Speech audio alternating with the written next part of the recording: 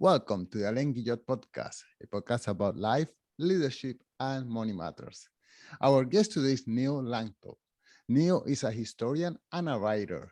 He has written 4 books, and today we will speak about his latest book, The Approaching Storm: Roosevelt, Wilson, Addams, and the Clash over America's Future. Neil, thank you so much for joining us today. Thank you very much for having me. So, Neil, we are in a moment of history where we are seeing a development of a new war. And it almost brings us back to the time period of your book when America was facing whether to participate or not to participate in World War One. So I guess we can see a lot of similarities or parallels with our present times. And this makes my conversation with you even more interesting. But I wonder if we could start by you telling us a little bit about your background. How is it that you became a historian, a writer, and a little bit of the trajectory of your professional life?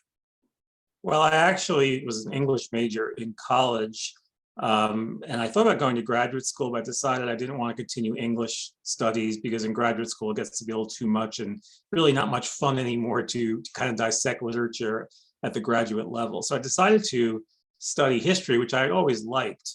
And that was the beginning of my career. I got a master's degree at Temple University, where I started work on what turned out to be my first major project.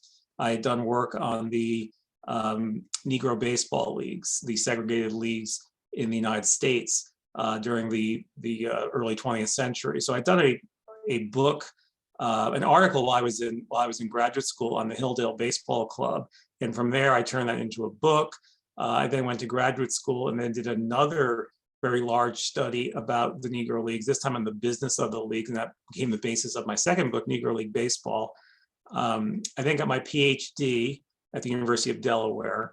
And from there, I wrote my last book, was called Campy, and was about Roy Campanella, who was someone who is famous for being part of the first wave of integration into the major leagues. He came along with Jackie Robinson, but he also was famous for being paralyzed and being really one of the first celebrities, well-known figures to be really out and in public about his disability. So that was the last book I'd done before this one. So I'd done mostly sports books in the past, and I decided for this new book, I wanted to change topics and move away from sports. And I ended up really finding this topic by doing some reading by an author named Mark Sullivan, he was a journalist in the early 20th century. He had written a whole series of books called Our Times about his experience in the 19 teens and the 1920s. It was a history of America from his perspective of a guy who knew everyone and was kind of in the thick of it. And I'd read his books on World War I, and as I read them, I found them absolutely fascinating. And I felt this is a subject that Americans don't know much about and is really important because I think our role in World War I, even though it's been overlooked, had a great impact on the outcome of that war. And of course, the outcome of World War I affected the rest of the 20th century a great deal. So I decided that would be my topic, and I felt that the best way to tell the story of how we got in World War I would be a character-driven approach. And that led me to this book where I chose 3 individuals: Theodore Roosevelt, former president, current president Woodrow Wilson, and then Jane Addams, who was a great reformer and progressive, who was the third part of this trio. They all knew each other. They were all reformers, all liberals, but they all had very different ideas about what we should do as far as this war was concerned. Why do you think that Americans don't know much about World War One? I mean, it was a moment in history that catapulted America to be a major player worldwide, and yeah, it seems like people don't know much about it. Americans in general don't know their history that well, unfortunately. And the history they do know usually deals with World War II and the Civil War. I think those are probably the favorite wars for Americans and the ones that are probably most depicted in films and books and things like that. I think for World War I, our involvement was relatively short. I think for the Europeans, World War I is still very, very important and holds a great place in their hearts and in the legacy in the 21st century. But for Americans, it's like, oh, we were only involved for about a year and a half. We didn't lose as many men as the Europeans did. So we don't in America, we don't tend to look at it as particularly important, even though, as I said, it was extraordinarily important, our role in that war, and what came out of World War One. I just like to point out that after World War One, the US dollar became the global currency of the world, and it is perhaps the major weapon of war that the United States is using right now. It's using its currency as a way to influence foreign policy and determine who is in and who is out in global affairs. Yeah, I mean, there's so many parallels you mentioned earlier in the interview between what's going on in Ukraine now and the situation in World War One. I've actually been working on an op-ed about this, at the parallels between the two. I mean, you have two Democratic presidents, Wilson in 1914 and Joe Biden today. Both of them are barely into their second year in the White House, and both of them suddenly are come to grips with what is a global catastrophe. In 1914, the invasion of Belgium was the situation that really deeply troubled Americans, just like the situation in Ukraine. And we were faced with the question of what do we do? Are we responsible to this part of the world? Is our own national security, is it threatened right now? So the things that Wilson had to wrestle with in 1914, President Biden has to deal with today. And of course, like Wilson, Biden has to worry that every decision he makes may touch off all kinds of other problems, more serious issues. So it's a really interesting thing to consider. And I think America has always had this issue of, what is our responsibility around the globe? And, how far do we go? Do we commit troops? And will the American people accept it? I think those are the questions asked in 1914 and are being asked today in 2022. Well, before we go further, I wonder if you could give us a short description of the characters, of the main characters, which is Theodore Roosevelt, Woodrow Wilson, and James Addams. And I tell you, I know Theodore Roosevelt because as I focus a little bit on economics, I know him as the antitrust guy and the one who fought against all these trusts that they were so prevalent at that time. But I'm sure you have a more broader spectrum of his leadership and his place in history. Well, how do you sum up Teddy Roosevelt in a minute? He's such a huge figure at the time, so enormously dominant. This was a man he grew up in New York, childhood privilege, very, very bright kid, but had some health problems with asthma, which he later kind of overcame. And he's someone who found himself getting interested in politics and moved his way up the political ladder in New York. But really what put him on the map was when he served in the Spanish-American War with the Rough Riders, and that kind of made him a national hero. And from there, that propelled him eventually to the vice presidency and then the White House in the turn of the century when William McKinley was assassinated. And Roosevelt was someone who, as I said, he had a very strong sense of himself and a strong sense of what America's role should be around the world. He was president from 1901 to 1909. After he got out of the White House, he had a difficult time as far as finding himself and what he wanted to do. And by 1912, he decided he wanted to be president again. But his successor, William Howard Taft, was in there, and the Republicans wanted to keep Taft in there. And Roosevelt ended up forming his own party in 1912 and tried to run as a third-party candidate with what was called the Progressive Party. And in fact, Jane Addams, one of the three characters in this book, was very involved with Roosevelt in setting up this new party. And Roosevelt, of course, didn't win. And the winner of that election was Woodrow Wilson, who became president. But Roosevelt kind of his personality was something that was more forceful than Wilson. He was really a character. He was never at a loss for words, but he was also a brilliant individual. All three of these characters were very, very smart. Wilson had been an academic, Ph.D., eventually became president of Princeton University. And from there, he suddenly was put into Democratic politics. He got elected governor of New Jersey, and from there became president. So he had a very, very quick jump from being president of the university to president of the United States. Wow. And then there's Jane Addams, and Addams is probably the least well-known in the 21st century. But what's ironic is that she was very well-known in the early 20th century. She's probably one of the most famous women in America I always say maybe second to Helen Keller at the time. She was someone who had made her name setting up a settlement house in Chicago called Hull House. Hull House was a sort of a social service center in Chicago, which ministered to the poor and the immigrants, and everyone was just thought this was a wonderful thing she was doing. But then from there, she got involved in all kinds of reform issues in Chicago and then nationally. And she really became on the forefront of liberal reform in the late 19th, early 20th century. She had her hand in a lot of different things. She was involved in the civil rights movement. She was involved in suffrage, and she was involved in the pacifist movement. And when this war begins, she's going to have a very different view of what the United States should do in response to the situation in Europe. So those are the three characters in this book, and they all have different perspectives on what we should do as far as the war is concerned. Wilson, when the war begins, believes it's unfortunate what's happened and what's happening to Belgium, what's happening to other countries, but we in America should stay neutral. The idea is that by staying neutral, we'll be in a place to help these countries bring, go to the peace table and bring peace. So Wilson was hoping that if we stand away, we will be asked to have a role later on and be able to really have a place in shaping the peace process. Roosevelt came to believe that the United States wouldn't be able to do much of anything unless we built up our military so we could, step in when countries are violated by these predatory powers, kind of like what's happened today, where Ukraine is being violated by Russia. Roosevelt was looking at Belgium being violated by Germany, but he was like, we couldn't even do anything if we want to because our army is so small. In 1914, our army was 100,000 and change. It was very, very small. So he's going to get behind this whole effort of preparedness of the United States needs to be prepared for what's coming in the future. He already saw at the time, he said, if Germany wins this war, there's a chance they may pair up with Japan in the future, which of course they did 20 odd years later.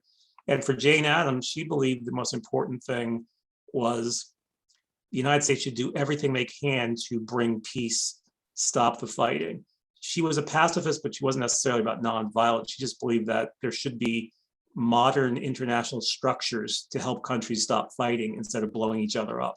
And so she pushed very hard for President Wilson to pursue different avenues to find a way to get these two sides to start talking and stop fighting.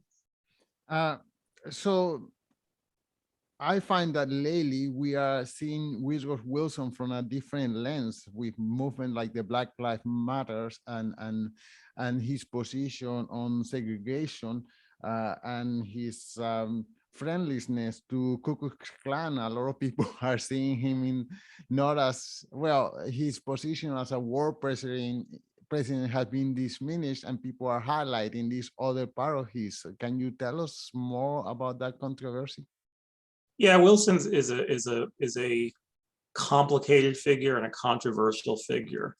I think there were two sides of him. There were parts of him that were extremely open-minded and far-seeing in his views towards, sort of the world and internationalism and sort of trying to bring the countries together and trying to bring democracy around the globe and trying to set the League of Nations after the war. On the other hand, there was another part of him which was very distasteful to modern sensibilities. His views on race were extremely distasteful and backward, even for the time. I mean, what I don't want to explain, I don't want to defend Wilson, but I think we probably can explain him to a certain degree, in that he grew up in the South. During the Civil War, and his family had slaves. He never got out of that mindset. So he could never see African Americans as really being his equal. And when he gets into the White House, his cabinet begins most of his cabinet members began to really increase the amount of segregation in federal jobs, and Wilson doesn't do a thing to stop it. I think he's perfectly fine with it. So that is a great shortcoming in Woodrow Wilson's legacy, for which his legacy is being tarnished a great deal in the 21st century. But on the other hand, I do feel that Wilson did do some good things as well. I think we shouldn't lose sight of that. But he certainly has some very problematic bits in his background. He was also very slow for women's suffrage. Roosevelt was jumped out in favor of it. Jane Addams, of course, was a major suffrage champion. Wilson felt, the state should handle it, and he really wasn't going to get behind a federal suffrage amendment. He did finally, much later, but it took him a while. So Wilson, as I said, in the 21st century is seen fairly negatively, because you're seeing schools being renamed from Wilson, stuff like that. But maybe it's time.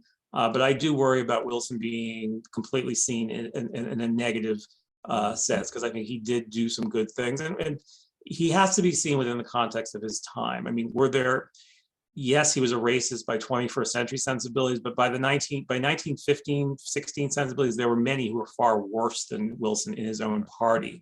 Really deep South Southern Democrats who I would call race baiters. I would not put Wilson in that category, but I would put him as someone who certainly saw nothing wrong with segregation. And of course, that's what's very problematic. Yeah, just to make a small parallel between Wilson and Carter, Jimmy Carter, who was also born in the South and also have this separative influence on him, yet he went the other extreme. He wanted to do all these things for civil rights. So just it's just two presidents, same South, but of course it was a different era by the time of Carter. Yeah, society have moved on a little bit more. I would say that, yes, I think that's a good parallel. Carter.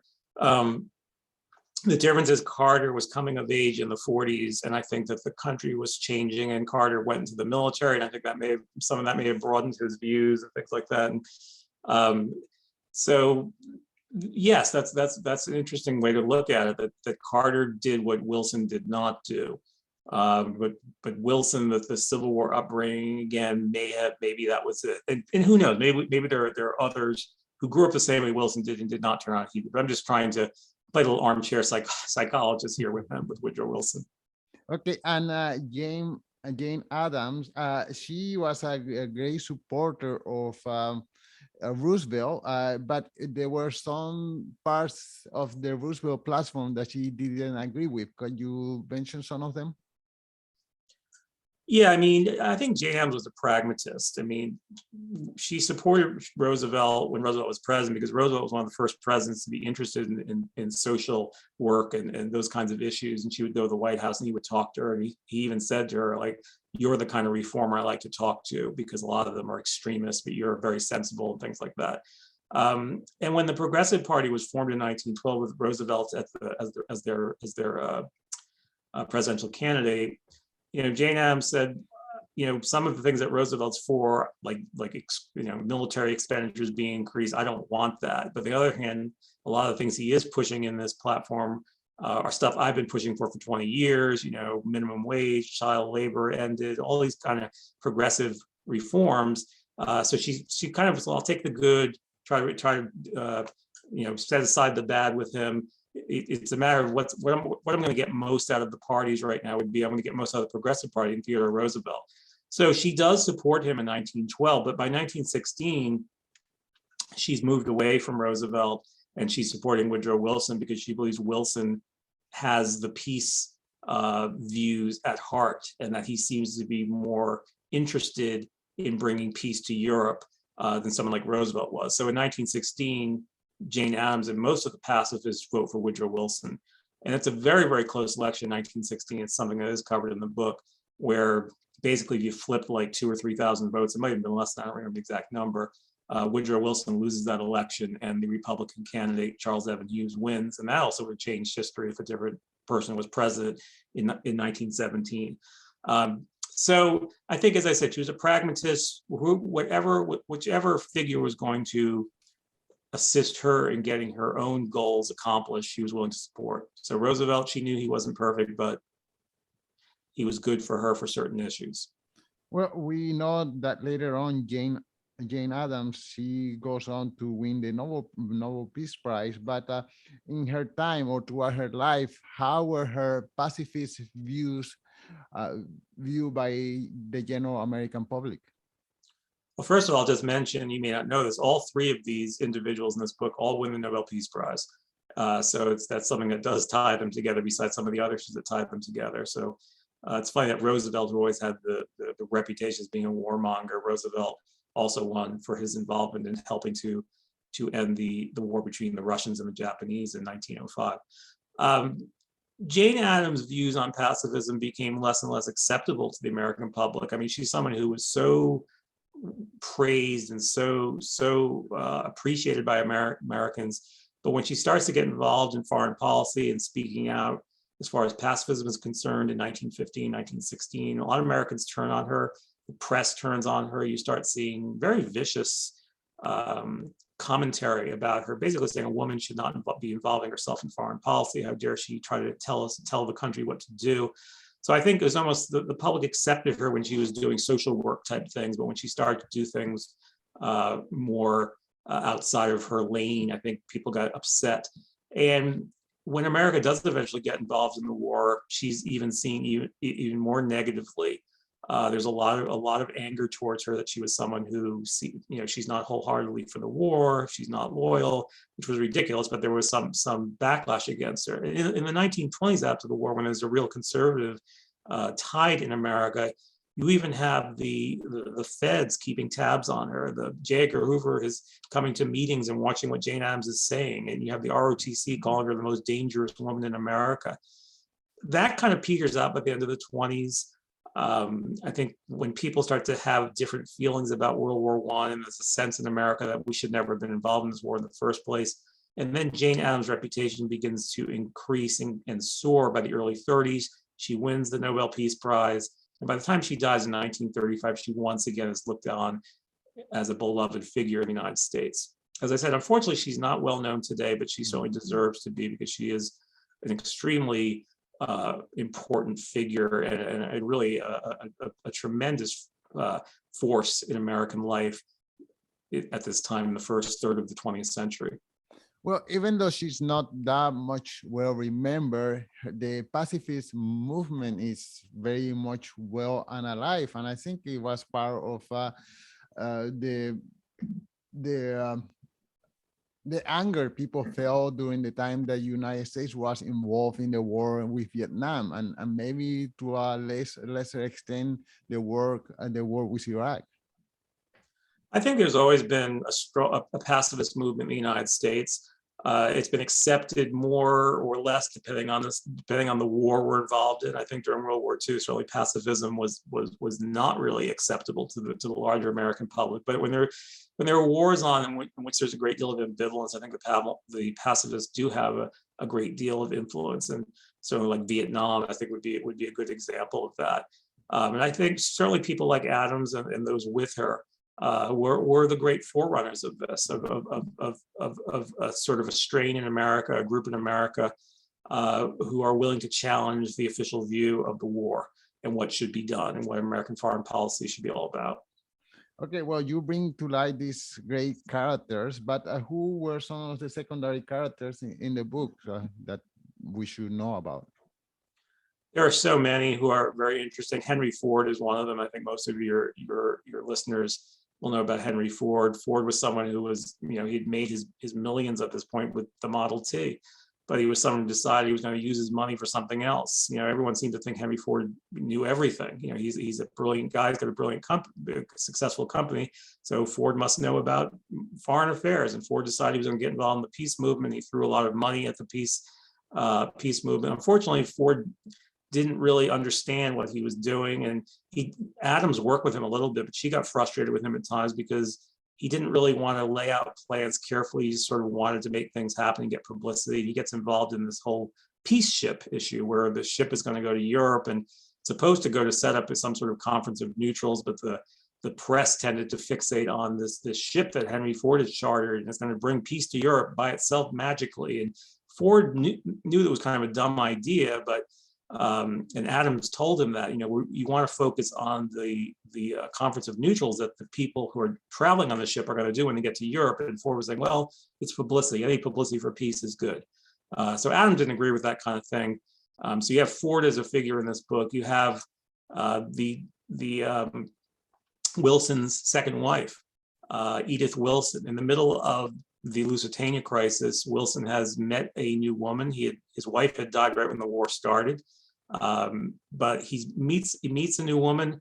He's courting her, and there's this letters flying back and forth between Wilson and this widow.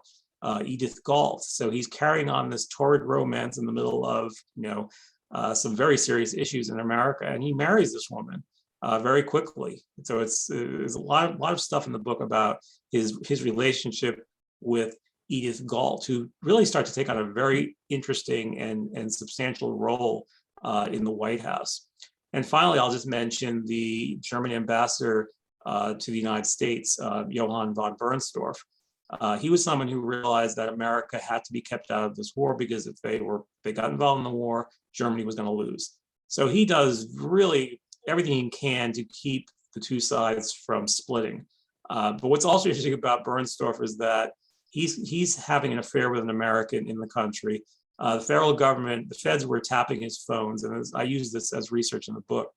There's all kinds of interesting transcripts of Bernstorff on the phone with his lover talking about what's going on. So he's carrying on an affair, and there are several others in the German embassy who are carrying on affairs with American women at the time. All of this was captured on these wiretaps. And I didn't know before I did this book that there was wiretapping going on in 1915, 16, 17, but it was. And they've been preserved for researchers, and they're quite interesting. Okay, and the main question, and is easy to judge history, but is there any way that the United States could have avoided participating in this war? Because that's relevant every time we are facing a new war. Is there any way that we could have avoided this? I think if Wilson had wanted to in 1917, we go to war in April 1917, and there were certain provocations that were pushing us in that direction. But I think if Wilson had said, nope, I don't think this is America's fight. We really haven't been provoked enough. We haven't lost enough lives. We don't need to go. He could have done it, and I think most of the country would have supported it. But I think for Wilson personally, that was unacceptable, because by that point he had decided that the United States had to have some say in the peace. And he pretty much said that we have to go to war to have that say in the peace. He had told Addams that. He had met with Addams a few months earlier, and he told Addams that we'd be lucky to get into the peace conference through a crack in the door if we don't go to fight in this war. So I think for Wilson, it was unacceptable. But if Wilson had just decided, I don't think it's worthwhile, I think the country would have sustained him, and war could have been avoided. Well, and I think it's about after this World War I that the United States began to have some international recognition, and other nations saw them as not even as equal, but even as more powerful as some of the European nations of the time. Oh, definitely. I think when we came out of World War I as probably the most powerful country in the world, certainly we suffered the least losses, and we came out extremely wealthy. And during the 1920s, our impact on the global economy became even greater. It's beyond the scope of our conversation now, but you probably already know this. The loans we were loaning money to Germany so Germany could pay back the Allies for the reparations. So our connection in the global economy was so immense in the 1920s, and we were becoming this Goliath, not militarily, but economically, following World War I. No, this is a fascinating subject. It's very relevant to our times. I'm so happy you wrote this book. I wonder if you could tell us one more time the title of the book, and where can the listeners follow the work that you are doing? The name of the book is The Approaching Storm, Roosevelt, Wilson, and Addams and Their Fight Over America's Future. It's available on Amazon, Barnes & Noble, any of your local bookstores. The best place to get in touch with me or read more about me and the book is www.neil, Lanctot, Lanctot.com. And there's places where you can send a message to me if you desire. Neil, thank you so much for your time. Thank you for having me.